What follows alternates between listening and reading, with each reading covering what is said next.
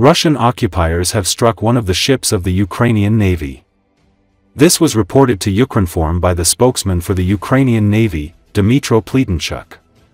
In particular, the military confirmed the strike on the ship and noted that one crew member was killed and several more sailors were injured. According to Pletenchuk, the consequences of the attack are currently being eliminated. Most of the crew is safe. The search for several sailors continues. Unfortunately, one crew member was killed and several were injured, Pletenchuk noted. At the same time, the Russian Ministry of Defense announced that the Ukrainian reconnaissance boat, Simferopol, was hit in the mouth of the Danube using a high-speed unmanned boat.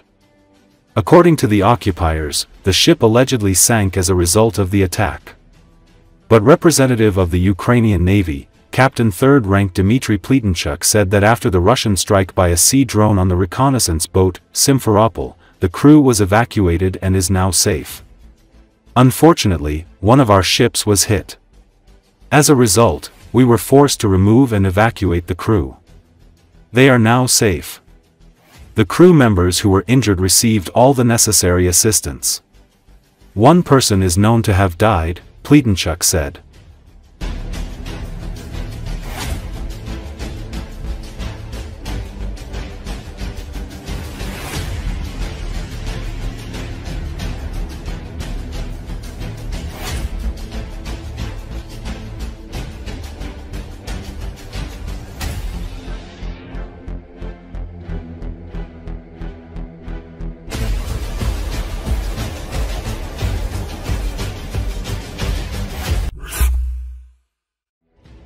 In the Sea of Azov, not far from the temporarily occupied Crimea, a small missile ship of the Russian Project 21631 Bynm was hit.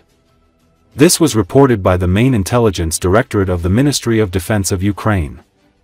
On August 28, 2025, as a result of a joint operation of the Active Operations Department of the Main Intelligence Directorate of the Ministry of Defense of Ukraine and the Special Unit of the Main Intelligence Directorate, Ghosts, in the Sea of Azov near the temporarily occupied Crimea, a small missile ship of the aggressor state of Russia of Project 21631 Bynm, a carrier of the cruise missiles caliber was hit, the report says. It is noted that fighters of the Special Unit of the Main Intelligence Directorate of the Ministry of Defense of Ukraine, Ghosts, damaged the ship's radar with an air drone strike, and special forces of the Department of Active Operations of the Main Intelligence Directorate of the Ministry of Defense of Ukraine attacked the board of the carrier of caliber. As a result of the strikes, the Russian missile ship, which was in the potential launch zone of the caliber missiles in Temryuk Bay, was damaged and was forced to leave the combat duty area, the HUR noted. Earlier, the Ukrainian Navy destroyed a Russian drone base in the temporarily occupied Crimea.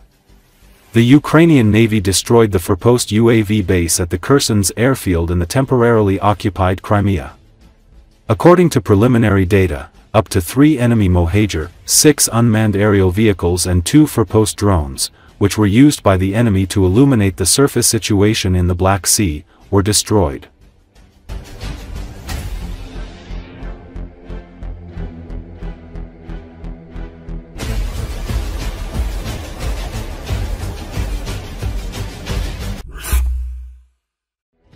Ukrainian forces continue to pressure the Russian penetration east and northeast of Dobropilya.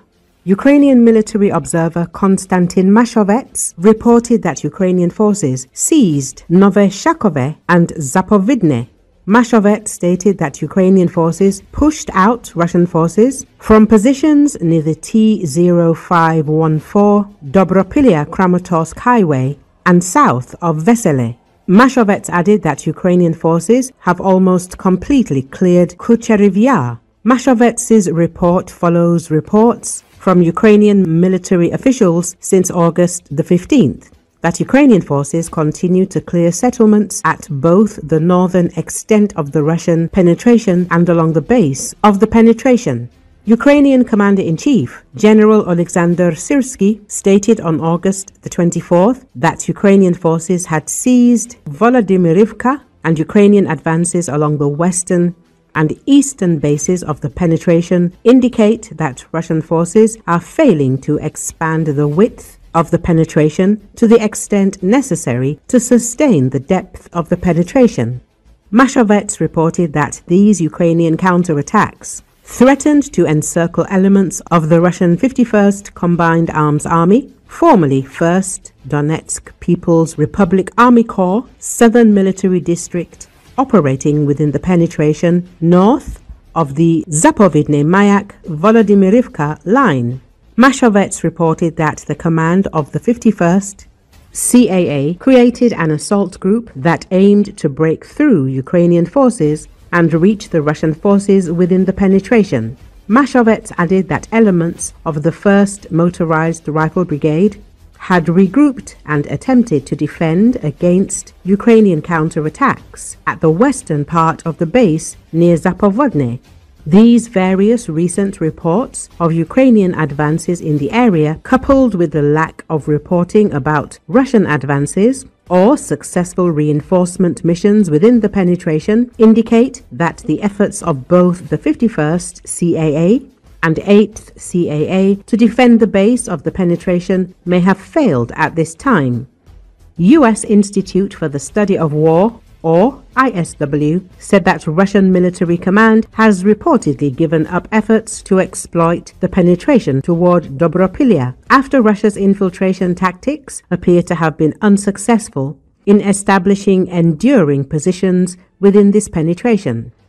Mashovets stated on August the 25th that the command of the 51st CAA is now preparing for assaults directly against Pokrovsk and Minohrad, indicating that the 51st CAA has reverted back to its original plan following a brief shift in focus on exploiting the penetration northeast of Dobropilya. Mashovets's report and the recent Ukrainian advances within the penetration indicate that Russian forces likely have not established enduring positions within the salient.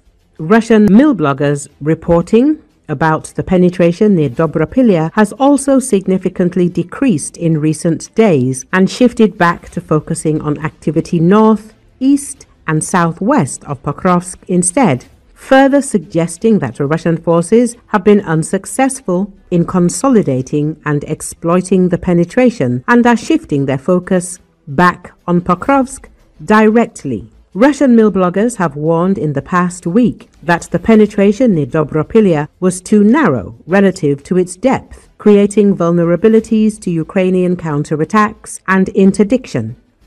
Russian mill bloggers also previously warned that Russian forces had to widen the penetration's flanks to sustain the penetration, which Russian forces have failed to do so far. ISW previously assessed that Russian infiltration tactics and a low manpower density along the front in the Pokrovsk direction seem to have allowed Russian forces to temporarily restore limited tactical maneuver east and southeast of Dobropilya, but Russia's inability to establish logistics to support and reinforce the forward units operating within the penetration have degraded Russia's ability to widen and exploit the penetration.